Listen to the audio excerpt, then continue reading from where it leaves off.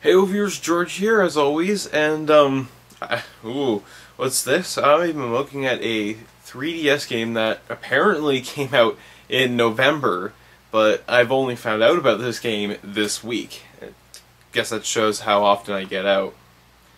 I don't live in my room, don't worry. So, The Hidden, as you can see on the cover here, Hidden. The gist of what you see on the front here, what had actually drawn my attention to this is an augmented reality ghost hunting adventure. I'm going to get into why that excited me a little bit. Actually, I'm going to get into it in a bit. Actually, right now. So, the reason why I had grabbed The Hidden in the first place, because I know I actually was just online and I saw a few people were like, oh, Hidden, oh, what a crappy game. Yeah, that's really reassuring. So, behind the stories of The Hidden, that has nothing to do with The Hidden. Back in 2009, I want to say, I had stumbled upon this website of these guys who were making this game for back when the DSi was the big thing. A game called Ghostwire. Now, I saw this and I was like, oh my god, this game looks really cool. Because basically what it does is it uses the DSi's camera to project ghost images, and you would use like ghosting equipment, and the focus was more of a psychological horror and an actual adventure of trying to find ghosts. So sort of think of the various ghost television shows that are out there, how they use like these things like EMF detectors and other things that they use. Ooh, I know my ghost hunting equipment. But it was sort of like that, but like you're on your own, and like you would just sort of find these ghosts, and you would have to, like, in some cases solve the various problems, or like try and figure out the thing that this ghost was doing and why they're there. So it takes a different spin on it, rather than it being very action heavy. It's more of like a psychological sort of look at the spiritual thing, whatever. And it also would have some good horror aspects to it, because I mean, hunting ghosts, getting like creepy EVPs and what have you, and it sounded really cool. So I was always looking at this for a very long time, and sadly, eventually at one point, the publishers that they had dropped out. So they had like this game that was basically close to being completed. They needed a publisher to give it the finishing touches. And I just looked, and they're still looking for a publisher, unfortunately, but hopefully they might find some soon, and I'll get to that in a bit. But they're still looking for publishers, and I don't know if they dropped the game, because the last update that they put up was last year. So, I don't know, but it looked like a really cool game. So, why I'm saying this is because when I saw this in the store, because all I saw was the front of this cover, all I saw there was The Hidden, an augmented reality ghost hunting adventure. And I'm like, oh my god, could that be Ghostwire, but they might have to rename it at some point because of the publishers that they got? And then I saw Manjesco Entertainment. And I've played a few of Manjesco Entertainment games. One of the ones I can really remember very recently, not very recently, but The Contact, which was a DS game, which was an RPG, which is a really cool one that I liked. And I remember seeing that there, and I'm like, oh, okay, well, I get, you know, I know the company sort of, so what the hell. So I pick it up for about 15 bucks. For about $15 on the 3DS. I'm fairly happy, because ghost hunting on my 3DS. Now it's time to get into what has happened since I've played this game. Best way to describe The Hidden would be, for those of you who have a 3DS, there's this game that comes with the 3DS called, oh fuck, what is it? Face something Face. Oh man, this is not good. I should know this already. Give me a second. The world working against me. It is Okay, yeah. So sorry. Face Raiders. There's this free game on the 3DS. Sorry, that you get when you get your 3DS. When you get your 3DS, called Face Raiders, and basically what it is you take a photo of someone's face, and their face becomes an enemy within the level, and you use the 3DS's cameras and the various other things that they have, like gyro sensors and what have you, in it to move around, and they'll project like these various enemies, and they'll be like coming from all around you. So like you might have enemies coming from here, and then you have an arrow that's saying, oh, there's an enemy over here, so you gotta turn around over this way, and there's gonna be an enemy over here, or enemies might be coming from here or down there. And it's a really cool game. It's a nice game. It's very simple.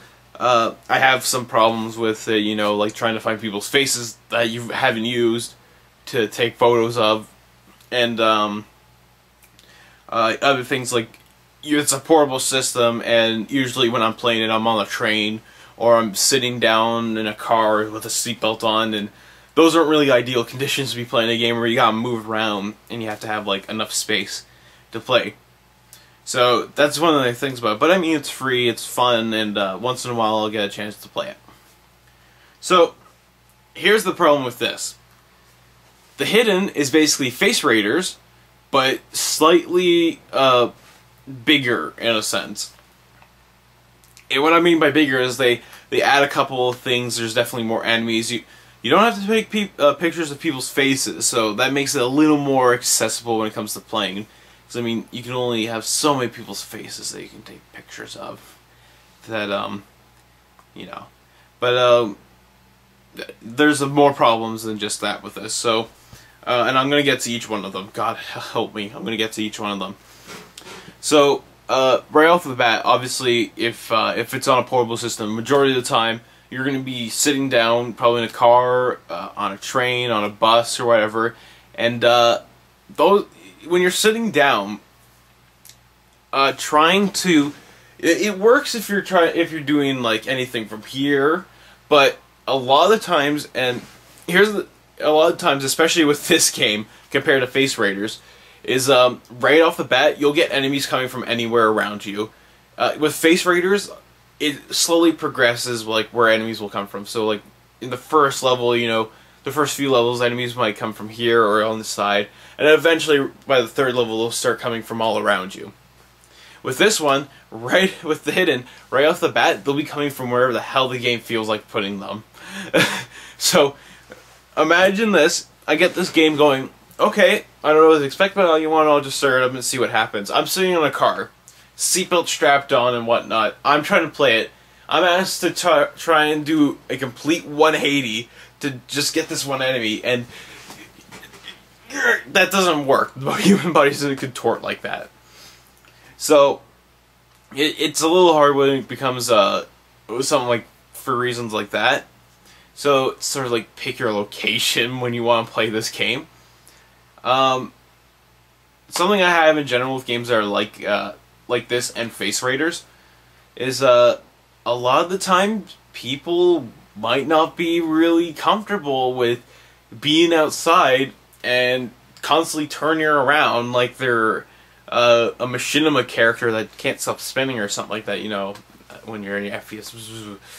But, yeah, that's another thing. People might not be, like, really into standing out from the crowd, holding their system and, like, going, oh. People get really suspicious when you do that. And sometimes that's not always the best when you're at the bus station and you're doing that. People give you weird stares, and sometimes not for the best. But so it sort of makes it really harder for a couple people especially to find a place where they play this other than their own room. Reason why it matters, why it's not just in like your house or something like that, because what this game does is it has a mapping system. Basically, when you complete missions, oh yeah, I'll get to that in a sec. When you complete missions, you'll ask to go, hey, you're in a location that we don't actually have on our in-game map. So we're going to mark it, and we want you to name it.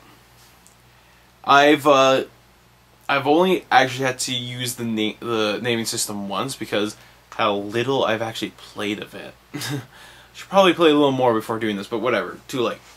But the little I've played of this is when I was eventually asked to name a location, which took a little longer than I thought it would for them to ask me that. I was visiting some family a few towns over, so it's like, name this location, and I'm like, oh, okay. You know, I named it just the town because it's the only reason I'm over in that town to begin with, so I just named it that. And you get a little, take a photo and whatever.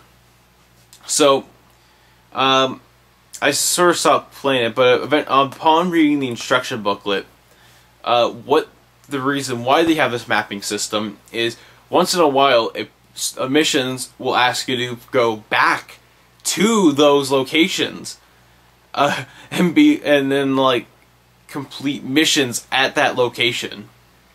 Yeah, that's a great idea.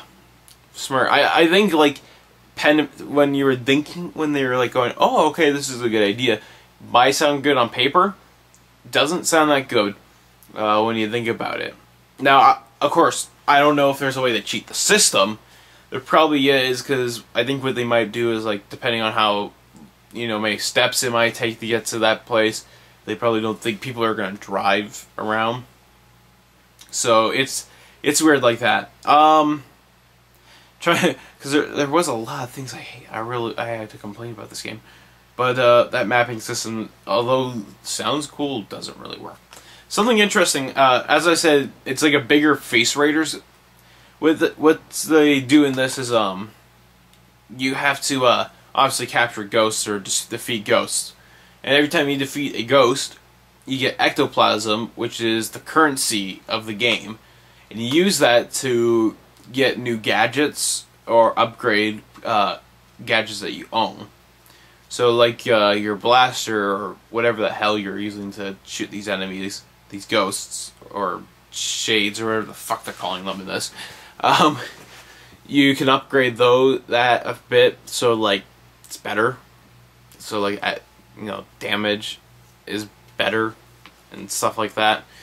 It's standard stuff, and then like other new gadgets that they show you for the most part, but I don't know if you have to eventually buy them or if there's a way to unlock it, then you gotta buy it. It doesn't really say anywhere, so it's just sort of like figure it out.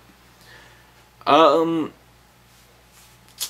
man, what else to say about this game?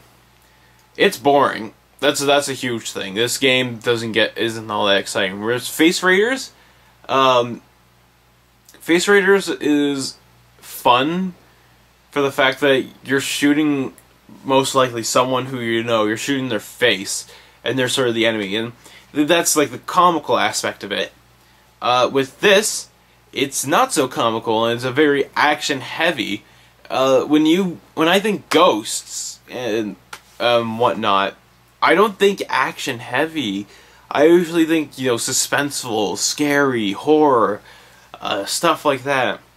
But that's not what you get with this. You get a very action heavy game involving ghost things that don't even look like ghosts to begin with. Actually, even though it advertises ghosts, that like it's an augmented reality of ghostness, you don't actually face ghosts. They clearly say it, and there's actually, it's weird because there's characters in this, but they only talk to you through text messages. Stupid. But they clearly say that you're not facing ghosts. You're facing these things called shades, which are from another dimension. And you actually, at various times, you can go to other dimensions through wormholes, and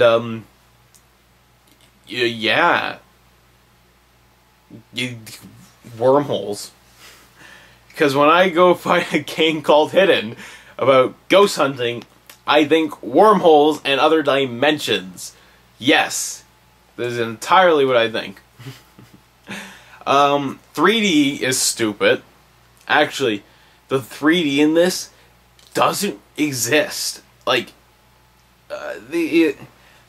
there's like a very minimal. It's like the little hub screens around will sort of 3D like pop out a bit, but like the actual entities don't pop out, which is really weird. It's like the one thing you think they would put in 3D, but it doesn't. And as it is, since like you're moving around like all the time, you're not going to be standing still. You're not going to be like in a still position for a lot of the time.